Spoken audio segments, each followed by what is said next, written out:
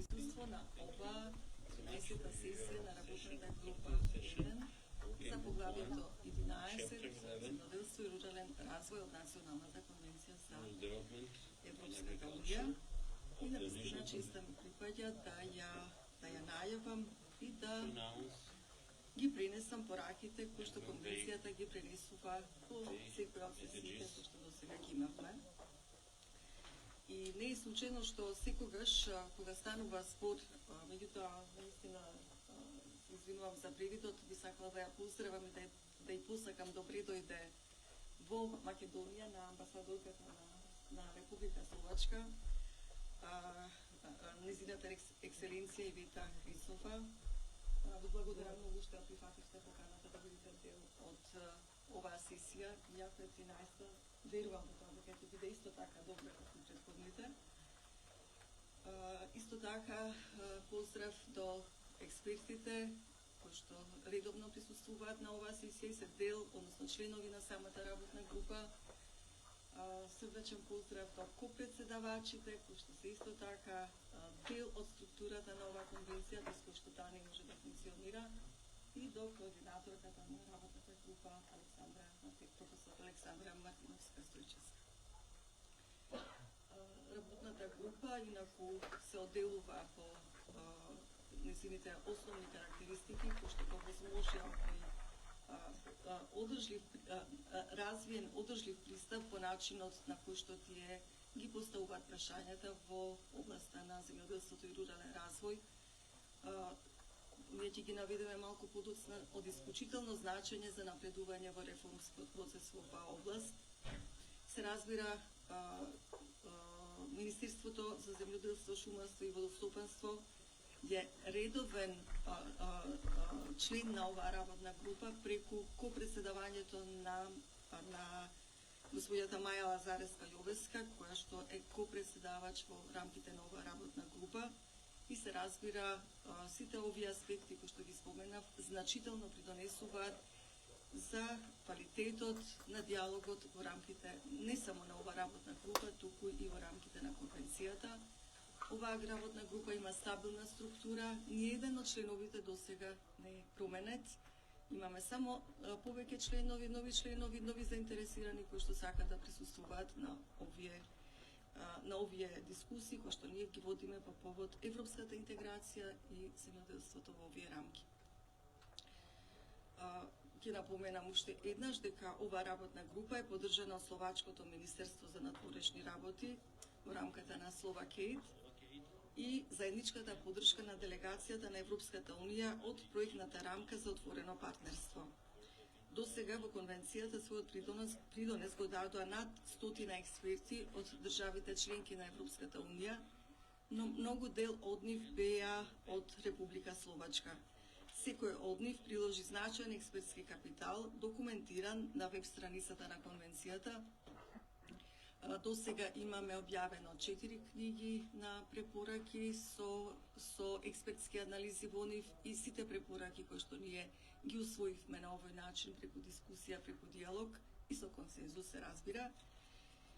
Меѓутоа и се разбира нашата веб страна, ако ја посетите ќе видите дека навистина има богати содржини и експертски анализи кои што не се дел од книгите на препораки, меѓутоа кои што исто така се многу корисни за консултација. Меѓу овие експерти од Република Словачка, кои што беа повеќе од, ми се чини некаде околу 50-тина, беше и Ивана Улична, нашата надворешна експертка денес, која што ќе ги принесе искуствата на Европската унија од перспективата на словачките искуства се разбира. Ја поздравувам срдечно, таа е по втор пат во конвенцијата како експерт од Европската унија и повторно е овде поради онаа динамика која што имавме во претходната сесија, која што точно и тогаш се однесуваше за младите и нивните работни перспективи. Верувам и сега таа динамика ќе оствариме во оваа работна група. Во однос на темата на денешниот ден ќе истакнам дека е важна кога ние дискутиравме за тоа зашто ќе ја водиме дискусијата на оваа сесија на работната група. Секако на сите нам ни беше јасно дека овој проблем е многу важен, затоа денес ќе разговараме за тоа, за младите и поддршката за нивното активирање во селските средини. Јас како социолог ќе напоменам дека земјоделството е примарен сектор, а тоа значи дека кон него треба да се однесуваме многу внимателно и со целосно разбирање. Не може денес да се очекува дека новите генерации ќе го прифатат селскиот живот како судбина, како што тоа било порано, и ќе продолжат со земјоделството како економија на преживување. Тоа е веќе минато. Уште во 70-тите години се истакнуваше дека земјоделецот во Европа веќе не постои како таков, како традиционален тип. Тој е земјоделски производител, а селото престанува да биде самодоволна и затворена заедница, како што анализите се направени во овој период. Демографските трендови, особено во последната декада, се загрижувачки. Анкетите покажуваат дека младите луѓе не се гледаат во средина во која што би споделувале само несигурност и затоа бараат алтернативи, а денес алтернативи постојат многу и многу се лесно достапни. Би споменала дека и во многу европски држави има слични проблеми од овие што денес ќе ги дискутираме, меѓутоа не со таков интензитет и со таков обем, за да не може да се репродуцира селската заедница и земјоделството како гранка на економијата. Заедничката земјоделска политика на Европската Унија има навистина огромни заслуги, ако ги гледаме анализите кои што се направени во последно време, особено за државите, новите држави, примери во 2024 година од Источниот блок, ќе видиме дека во поглед на продуктивноста на трудот и во поглед на развојот на руралниот развој тие оствариле значаен напредок, што значи дека ова политика на Европската Унија се покажа како многу успешна во европеизацијата. Денес имам навистина особена чест да го најавам обраќањето на нејзината екселенција амбасадорката на Република Словачка во Република Македонија, господја Ивета Хрицова. Изразуваме голема поддршка за поддршката која што даде Словачка во последните односно националната конвенција, но не само тука, не само во овој круг на действување и поддршка во процесот на европската интеграција, туку и во поглед на многу други аспекти поврзани со европските перспективи на нашата земја. Без Министерството, без поддршката на Министерството за надворешни работи на Словачка, не ќе можевме да заодиме како конвенција и да го направиме она што ние го остваривме во последните 8 години. Во националната конвенција немаме ние хиерархија, вие сите го знаете тоа е самоорганизирана иницијатива, самоорганизирана платформа која што токму тоа е мотивирачката сила да се вклучат повеќе луѓе и сами да придонесат за нејзиниот успех. Меѓутоа најважно од се, и уште еднаш ќе повторам како социолог, дека овдека се неутрализира политичката поларизација која што ја гледаме во нашето секојдневие и овозможува да се прикаже и да дојде до израз професионалниот израз и инклузивноста како и почита на поединците кои што дискутираат едни кон други. Сите ќе се согласиме, сите оние кои што учествувавме досега, дека конвенцијата создаде посебна култура на диалог, која што е поттикнувачка и мобилизирачка. Одржавме 67 сесии во рамките на сите работни групи и вклучивме над 3000 чинители во диалогот, што представува значаен успех и јасен показател за она што ние сите заедно овде, не само како екипа, не само како копредседавачи или координатори, туку сите вие кои што сте денес овде, ви благодарам за вашето присуство од моја страна. И давам збор на амбасадорката Хрицова, по ваша екселенција.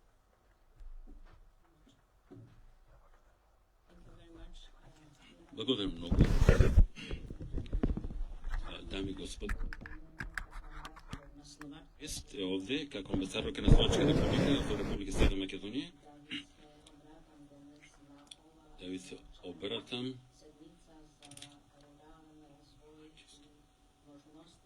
на младите за предприемништво. I would like to switch to English. Сега би сакала, се извинувам, македонскиот е сличен со словачкиот, меѓутоа не сум толку добро.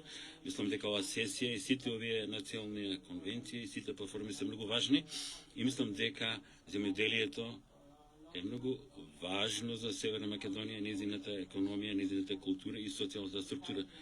Како земја која ќе стане членка во ЕУ, се надеваме, значи хармонизајќи својата земјоделска полика кон стандардите на ЕУ, не е само важно, туку исто така многу добра можност за вашата земја, за добар развој, за модернизацијата на вашата земја и поголема конкуренција. Веќе, како што кажа господјата професор, Словачка дава голема помош и поддршка на вашата земја. Се гордееме не само што даваме контрибуција финансиска преку експерти и како помош на оваа национална конвенција Европската унија, каде што помагаме на вашата земја да ги исполни условите, особено во овој момент во земјоделскиот сектор.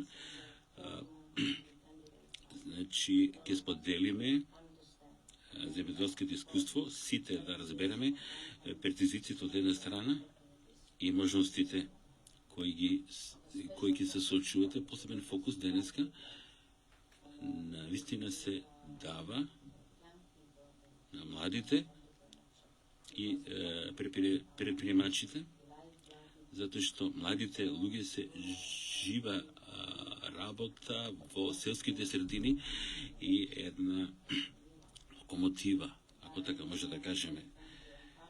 Јас навистина се надевам дека на младите земјоделци и предприемачи во селската средина кои ќе создадат нови работни места, ќе имаат подобар живот и ќе дадат контрибуција на социјалната кохезија во вашата земја. Дискусијата која сега тука ќе се одвива се многу битна за размена на искуствата, од друга страна и да се идентификуваат предизвиците и проблемите, исто практичната и препораките за практичната развојна политика, тие ќе ви помогнат да имате една средина каде што младите предприемачи може да добијат поддршка за своите цели и во контекст на европската интеграција, како што веќе спомнав, во мојата земја Словачка остануваме посветени да продолжиме со тоа блиско партнерство со оваа убава земја преку заеднички иницијативи кои ќе го зајакнат руралната инфраструктура, поголем тренинг, едукација во руралните средини, како поддршка на младите генерации и на младите луѓе кои се фармери и во руралната предприемаштво. На лична основа сум инспирирана од посветеноста на сите во овој процес и верувам дека убава една соработка ќе ви го отвори патот за просперитетна и одржлива иднина на оваа земја во селските средини, особено на младите како предприемници. И на крајот ви пожелувам многу корисна и плодна дискусија денеска. Благодарам многу. Благодарам за вниманието.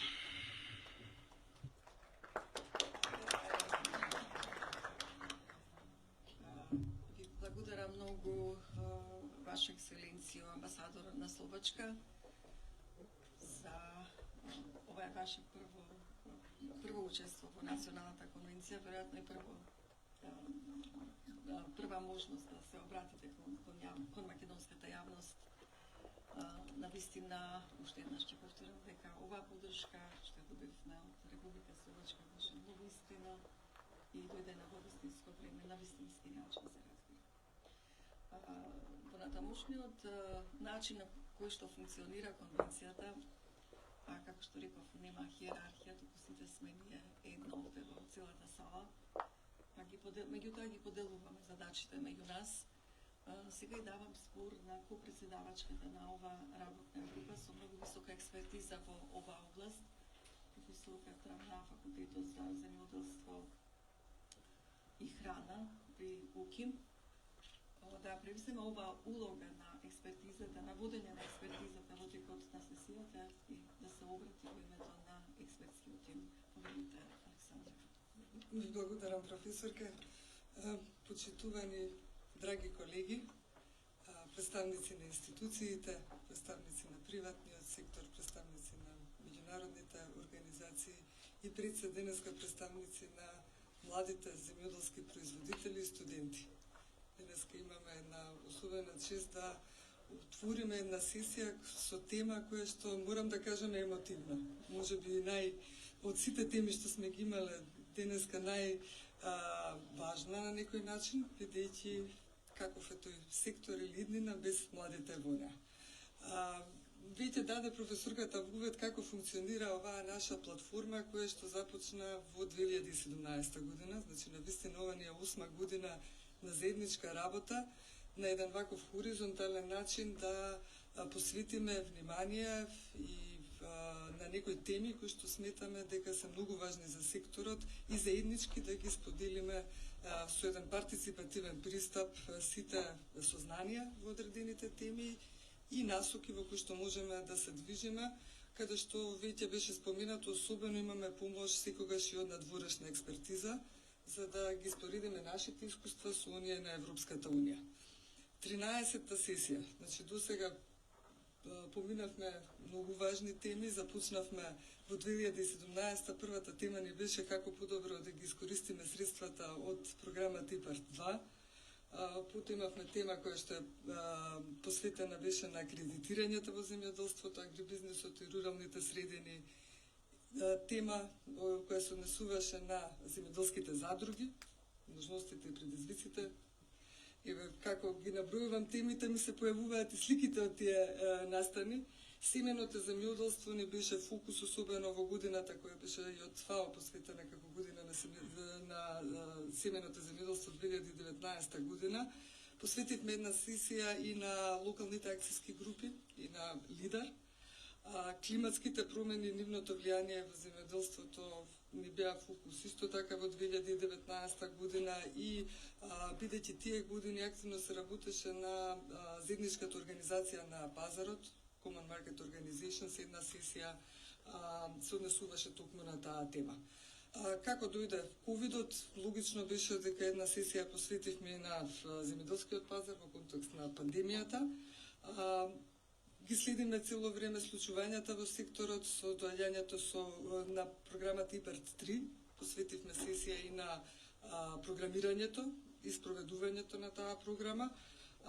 Потоа со кризата, со војната во Украина, една сесија се однесуваше на глобалната криза што се предизвика на земјоделските пазари во смисла на достапност и обезбеденост со храна. Веќе 11-тата сесија не беше посветена на трансфер на знаење и иновации, како систем за земјоделско знаење АКИС.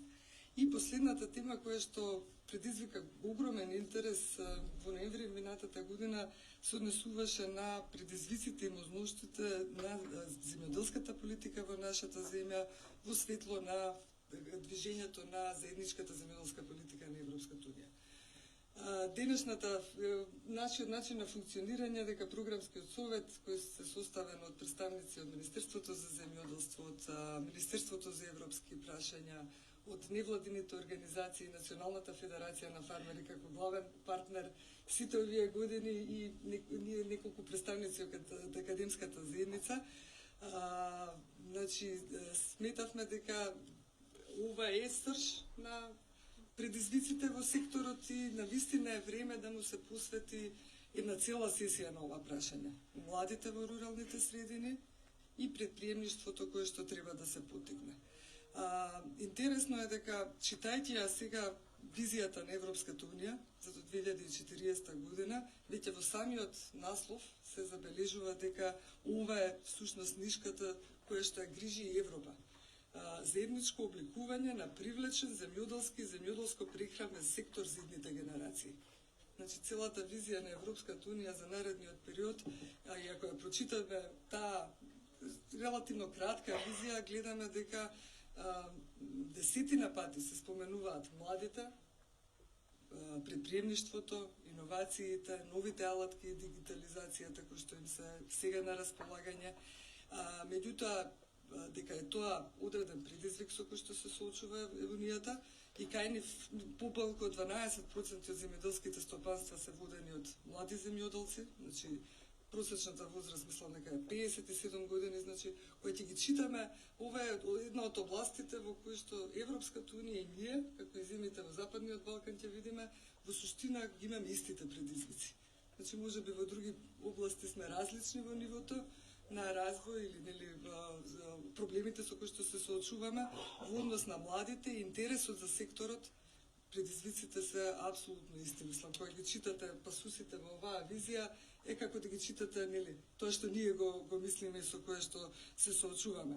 Неизвестна перспектива за одржливи приходи, комбинација со сложени регулаторни барања, бирократски оптоварувања, ниска профитабилност што ги попречува инвестициите, производство склоно кон кризи, демографски промени, родов јас, недостаток на пристап до основни услуги во некои рурални области и тешкоти во професијата.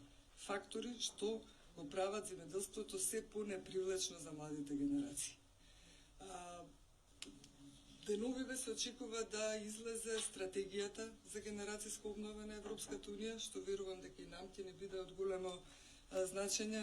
Вчера вечерта провери, се уште не беше излезена, зашто пишуваше септември 2025, но се уште додека сме нели во интересна тема, верувам дека деновиве ќе ја споделиме исто и до сите учесници во оваа дискусија. Така што како уводен вовед да дадеме нашата мотивација или аргументација зошто го избравме ова, во таа насока ни се движи и програмата за денес.